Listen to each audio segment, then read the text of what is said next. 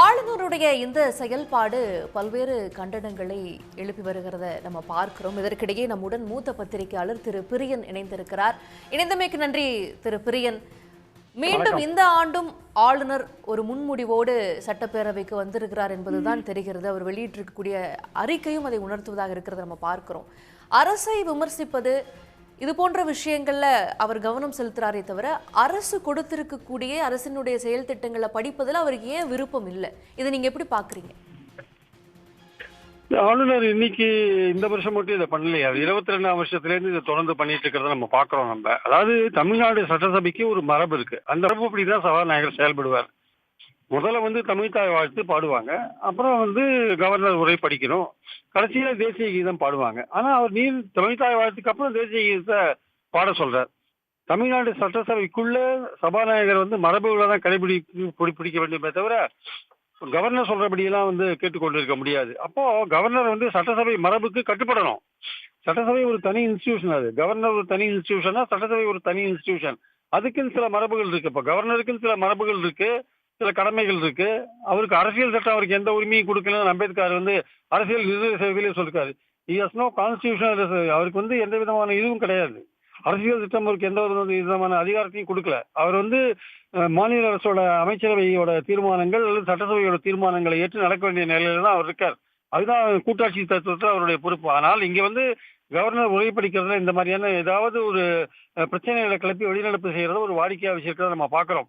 அதாவது அவர் வெளிநடப்பு செய்தது மட்டுமில்லாமல் செஞ்ச உடனேயே ஒரு 13 காரணங்களை சொல்லி ஏன் வெளிநடப்பு செஞ்சோன்னு தமிழ்நாட்டுல சில பிரச்சனைகள் இருக்கு இல்லையா, அந்த பிரச்சனைகள் எல்லாம் பட்டியலிடுறார். பெண்கள் பாதுகாப்பு, போதை மருந்து போன்ற விஷயங்கள், தற்கொலைகள் போன்ற விஷயங்கள், இதெல்லாம் அவர் பட்டியலிடுறார். அவர் ஒரு அரசாங்கம் கவர்னர் உரையை தயாரிக்குதுன்னா அது அமைச்சரவையோட உரை. அது அந்த அமைச்சரவையோட உரையை படிக்க வேண்டிய பொறுப்பு கவர்னருக்கு இருக்கு. அதுல ஏதாவது மாற்றங்கள் தேவைன்னா அவர் கூப்பிட்டு விவாதிக்கலாம், சபாநாயகரை கூப்பிட்டு விவாதிக்கலாம். அது ரெண்டாவது, அவர் இன்னைக்கு கிளப்பின பிரச்சனைகள் எல்லாமே கூட அரசாங்கத்துக்கிட்ட அவர்கிட்ட உண்மையின் நிலை என்னன்னு கேட்டு வாங்குறதுக்கான உரிமை கவர்னருக்கு இருக்கு. அதை பத்தி இப்ப 12 லட்சம் கோடி அந்நிய நேரடி முதலீடு வந்திருக்குன்னு அரசாங்கம் சொன்னா அதுல எவ்வளவு தூரம் தொழிற்சாலைகள் வந்திருக்கு, எவ்வளவு பேருக்கு வேலை கொடுத்துருக்காங்கன்றதுதான் அரசாங்கத்துக்கிட்ட கேட்டு தெரிஞ்சுக்கிற உரிமை கவர்னருக்கு இருக்கு.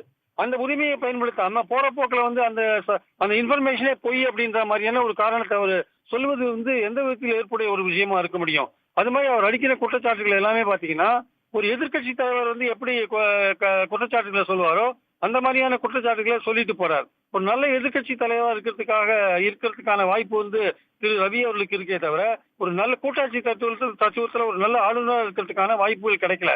ரெண்டாவது, வெளிநடப்பு செஞ்ச உடனேயே காரணங்களை பிரஸ் ரிலீஸ் கொடுக்கிறாரு. ஆக்சுவலா அப்போ அவர் ஏற்கனவே ஒரு முன்முடிவோட தான் வந்திருக்கார். அதுக்கு சில பேர் பாரதிய ஜனதால சில பேர் சொல்லுவாங்க அந்த உரை டிராப்ட் ஸ்டேஜ்லயே முன்னாடியே அவர் படிச்சுட்டாரு அப்படின்னுவாங்க. நான் சொல்றேன், நீங்க இந்த அரசாங்கத்தை பத்தி இவ்வளவு குறைகள் சொல்றீங்கல்ல, இந்த அரசாங்கம் சொல்ற சாதனைகளை நீங்க பார்க்கணும்ல. 11.19% வளர்ச்சி growth ரேட் இருக்கு, டபுள் டிஜிட் growth ரேட் இருக்குன்னு மத்திய அரசாங்கத்தோட புள்ளி விவரம் சொல்லுது. அது உங்களுக்கு ஏற்புடையதா இருக்கா இல்லையா? அதை பத்தி அவங்க ஆளுநர் உரையில குறிப்பிட்டிருப்பாங்க இல்லையா? அது உண்மையா பொய்யா இல்லையா? மற்ற மாநிலங்களை கம்பேர் பண்ணும்போது 16% ஸ்டேட் ஜிடிபி உயர்ந்திருக்கா இல்லையா? அது உண்மையா இல்லையா? அது மத்திய அரசு சொன்ன விஷயம் தானே.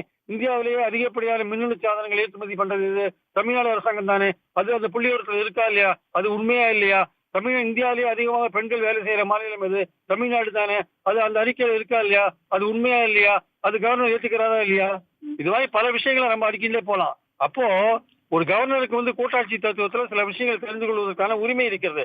அதை அரசாங்கத்துக்கிட்ட கேட்டு தெரிஞ்சுக்காம நீங்க வெளிநடப்பு செய்யறது அப்படின்ற ஒரு முன்முடிவோடு நீங்க வந்தீங்கன்னா நீங்க ஒரு எதிர்கட்சி தலைவர் போன்று நடந்து கொள்வீர்களானால் ஜனநாயகத்துல மக்கள் இதெல்லாம் வேடிக்கை பார்த்துட்டு தான் இருக்காங்க. மத்திய அரசு பிரதிநிதியா இருக்கிற நீங்க இது மாதிரி நடந்து கொள்வது என்பது மத்திய அரசே நடந்து கொள்வது போன்ற ஒரு தோற்றத்தை தான் இங்க கொடுக்கிறது.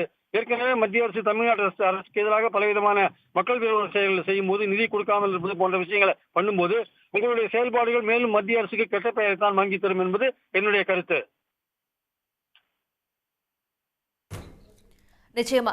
இதற்கிடையில முதலமைச்சர் தீர்மானத்தையும் சட்டப்பேரவையில் வாசிச்சாரு. பேரவை ஆளுநருடைய இந்த நடவடிக்கை ஏற்கல, ஆளுநரால இந்த உரை படிக்கப்பட்டதாகவே கருதப்படுகிறது என்பதையும் முதலமைச்சர் அங்க வலியுறுத்தி இருந்தாரு.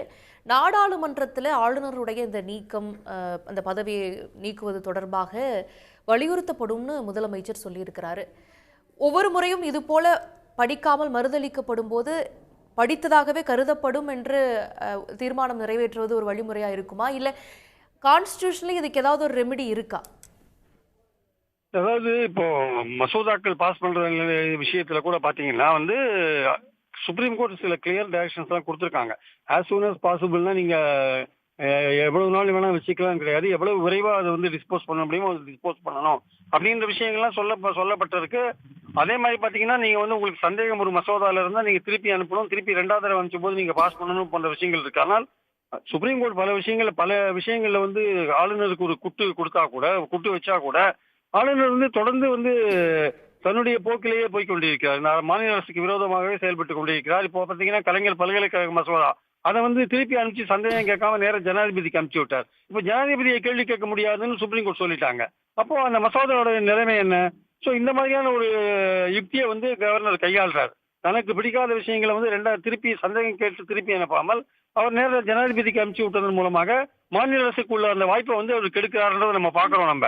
அதனால இது ஆளுநரை நீக்குவதற்கு பாராளுமன்றத்தில் வந்து தீர்மானம் கொண்டு வருவது போன்ற விஷயங்கள்லாம் வந்து நம்ம சொல்லலாமே தவிர அது நடைமுறையில எவ்வளவு தூரம் சாத்தியம் வந்து தெரியாது. அதனால ஒரு கூட்டாட்சி தத்துவத்துல இந்த மாநில ஆளுநர் இப்படி செயல்படுவதற்கான முழு காரணம் வந்து மத்திய அரசு தான். சுப்ரீம் கோர்ட் பல தடவை வந்து மாநில அரசோட நீங்க ஒன்றுபட்டு செயல்படணும், மாநில அரசுக்கு ஒரு வழிகாட்டு முறையில ஒரு ரெண்டு பேரும் இணைந்து ஆலோசித்து செயல்படணும் அப்படின்ற விஷயங்கள் சொல்லி கூட நிச்சயமாக இணைந்து உங்களுடைய கருத்துக்களை பகிர்ந்து கொண்டமைக்கு நன்றி திரு பிரியன். உடனுக்குடன் செய்திகளை தெரிந்து கொள்ள சன் நியூஸ் பெல் ஐகானை கிளிக் பண்ணுங்க.